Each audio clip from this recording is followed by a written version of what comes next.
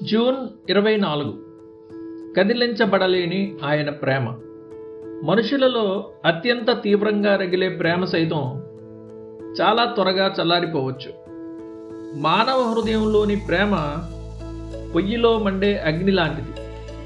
అది కాసేపు మండుతుంది, అటు ఇటు ఊగులాడుతుంది, ఆపై ఆరిపోతుంది. దేవుని ఉనికిలో గమనము వలన కలుగు ఏ ఛాయ అయినను ఉండదు గనుక మన పట్ల ఉన్న ఆయన ప్రేమ ఎన్నటికీ మారిపోదు. దానికి హెచ్చుతగ్గులు లేవు.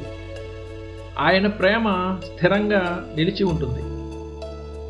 గిబియోనులో నిలిచిన సూర్యుని వలె అది అస్తమించదు, క్షీణించదు. కానీ తన సంపూర్ణ బలంతో నిరంతరం ప్రకాశిస్తుంది.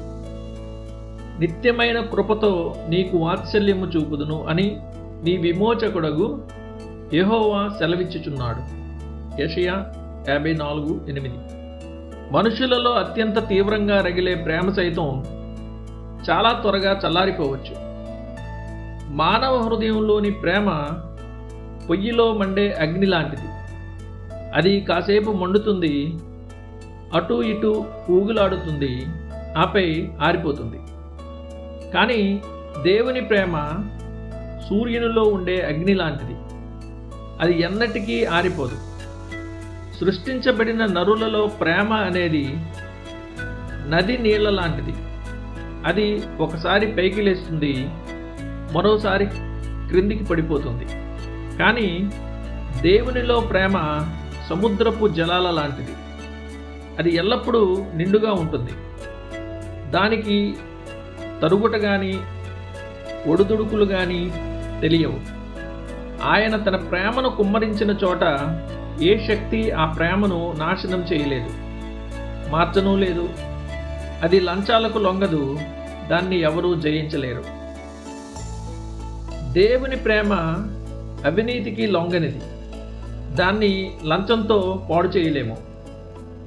దేవుడు తన ప్రజలను విడిచిపెట్టేలా ఆయనకు లంచం ఇవ్వచ్చని అహంకారంతో భావించే మనుషులు లోకంలో ఇప్పుడు ఉంటారు.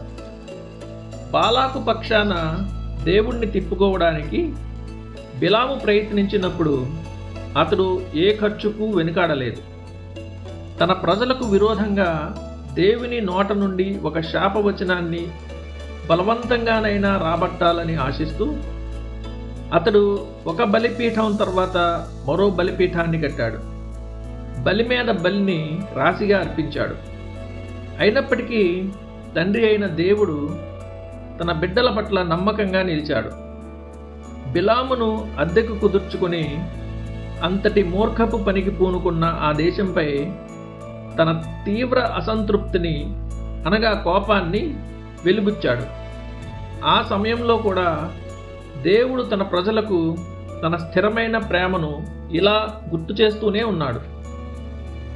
నా జనులారా, మోయాబు రాజైన బాలాకు యోచించిన దానిని బెయోరు కుమారుడైన బిలాము అతనికి ప్రత్యుత్తరముగా చెప్పిన మాటలను జ్ఞాపకం చేసుకొనుడి. వారు దీన్ని ఎందుకు గుర్తుంచుకోవాలి? యెహోవా నీతి కార్యములను మీరు గ్రహించున్నట్లు. మీకా 6:5. తాను ఎన్నుకున్న ప్రజల పట్ల దేవునికి ఉన్న నమ్మకత్వాన్ని మనకు గుర్తు చేయడానికే ఈ చరిత్ర లేఖనాల్లో ప్రస్తావించబడింది. దేవుని పట్ల నీకున్న ప్రేమ ఎన్నటికీ నశించిపోకుండా స్థిరంగా ఉండాలని నువ్వు ఆశించినట్లయితే నీ పట్ల ఉన్న అమరమైనది, మార్పు లేనిది అయిన ఆయన యథార్థ ప్రేమ అనే సుగంధ ద్రవ్యాలతో నీ ప్రేమను భద్రపరుచుకో. దేవుడు నీ పట్ల ఎంతో నమ్మకంగా, యథార్థంగా ఉన్నాడని నువ్వు విశ్వసిస్తే నువ్వు మళ్ళీ ఆయన పట్ల ఎలా కపటంగా ప్రవర్తించగలవు? ప్రేమలో చూపిన నమ్మకత్వానికి ప్రతిగా ద్రోహాన్ని లేదా కపటాన్ని తిరిగి చెల్లించడం అత్యంత క్రూరమైన విషయం.